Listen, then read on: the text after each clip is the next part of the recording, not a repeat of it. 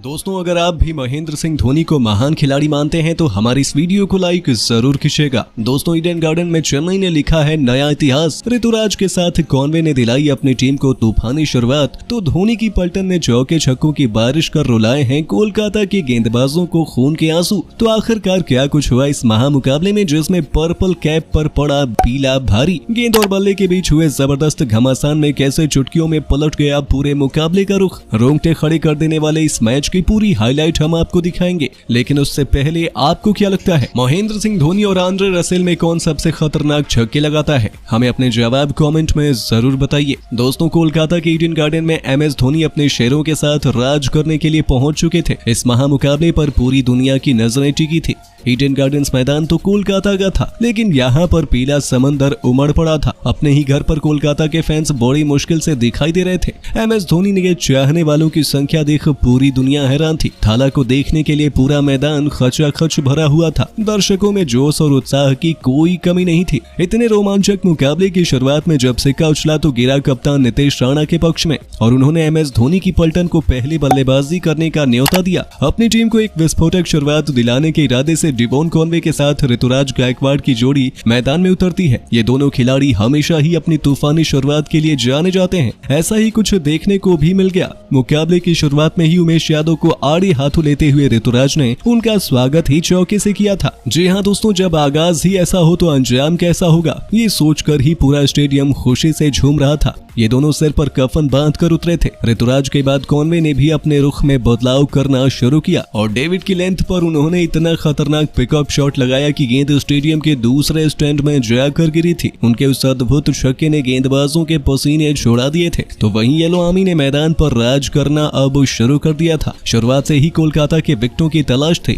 लेकिन ये दोनों बल्लेबाजी गलती करने के लिए तैयार नहीं थे। ऋतुराज गायकवाड़ ने भी अब चौके छोड़कर छक्कों से डील करना शुरू कर दिया था। अगले ओवर में उन्होंने उमेश यादव की घातक बाउंसर पर इतना खूबसूरत छक्का बटोरा कि हर कोई केवल तालियां बजाने के लिए मजबूर हो गया था। इन दोनों ने अपनी टीम को तूफानी शुरुआत दिला दी थी। ये रुकने का नाम भी नहीं ले रहे थे। छोटे से मैदान का बखूबी फायदा उठाते हुए उन्होंने केवल छक्कों से बात करनी शुरू की। आपको बता दें, तेज गेंदबाजों की पिटाई होते देख नीतीश राणा ने तुरंत अपने सबसे भरोसेमंद गेंदबाज वरुण चक्रवर्ती का रुख किया। वो सोच रहे थे कि फिरकी के जाल में हो सकता है ये दोनों गलती कर जाएं, लेकिन ऐसे कैसे विदेशी खिलाड़ी डिवॉन कॉनवे ने वरुण चक्रवर्ती के सिर के ऊपर से गेंद को 90 मीटर से भी अधिक दूर फेंककर पूरे स्टेडियम में जोश की नई लहर दौड़ा दी थी। जहां चेन्नई के नारों से ईडन गार्डन्स का मैदान गूंज रहा था, तो वहीं कोलकाता के तो पसीने छूटने शुरू हो गए थे, क्योंकि ये खिलाड़ी रुकने का नाम ही नहीं ले रहा था। छक्के के बाद अगले ओवर की शुरुआत ही उन्होंने चौके से कर कोलकाता के गेंदबाजों की कब्र खोदनी शुरू की। नीतीश राणा का अब तक का हर प्लान फ्लॉप साबित हो रहा था। डेविड विजय की भी धज्जियां उड़ाते हुए उन्होंने लगातार 2 चौके जड़कर अपनी टीम को घातक शुरुआत दिला दी थी। पावर प्ले खत्म होने से पहले ही इन दोनों ने अपनी टीम को अर्धशतक के आंकड़े के पार पहुंचा दिया। छठे ओवर में कुलवंत खजरोलिया को ऋतुराज ने 1 चौका और 1 छक्का जोड़ा, जिसके दम पर 6 ओवरों में चेन्नई ने 59 रन बना लिए थे और उनकी गाड़ी टॉप गियर में चल रही थी। वहीं कोलकाता को किसी भी हाल में अब विकेट चाहिए था, और ऐसे में नीतीश राणा अपने स्पिन गेंदबाजों को लगातार आक्रमण पर ला रहे थे, और इसका फल भी उन्हें बहुत जल्द मिलता है। गेंदबाजी करने आए युवा खिलाड़ी सुयश शर्मा ने ऋतुराज गायकवाड़ को चारों खाने चितकर उनके तीनों विकेट उखाड़ दिए। उनकी उस जादुई गेंद पर तो कोई भी भरोसा नहीं कर पाया, लेकिन इस खिलाड़ी ने अपनी टीम की वापसी करा दी। ऋतुराज 20 गेंदों पर 3 चौके और 2 छक्के की बदौलत 35 रन बनाकर वापस लौट गए, और उनके आउट होने के बाद बल्लेबाजी करने आए थे अजिंक्य रहाणे। वो भी शानदार अंदाज में बल्लेबाजी कर रहे थे। उन्होंने आते ही चौके से अपना खाता खोलकर 8 ओवरों में अपनी टीम को तूफानी रफ्तार से 79 रनों तक पहुंचा दिया था, जहां से चेन्नई के पास ऐसे खूंखार बल्लेबाजों की पूरी फौज है जो उन्हें कम से कम 200 रनों तक पहुंचा सकते हैं, और चेन्नई इस मुकाबले को आसानी से जीत भी सकती है। लेकिन दोस्तों, आपको क्या लगता है, महेंद्र सिंह धोनी आईपीएल 2023 में चेन्नई को चैंपियन बना पाएंगे या नहीं? हमें अपने जवाब कमेंट में जरूर बताइए,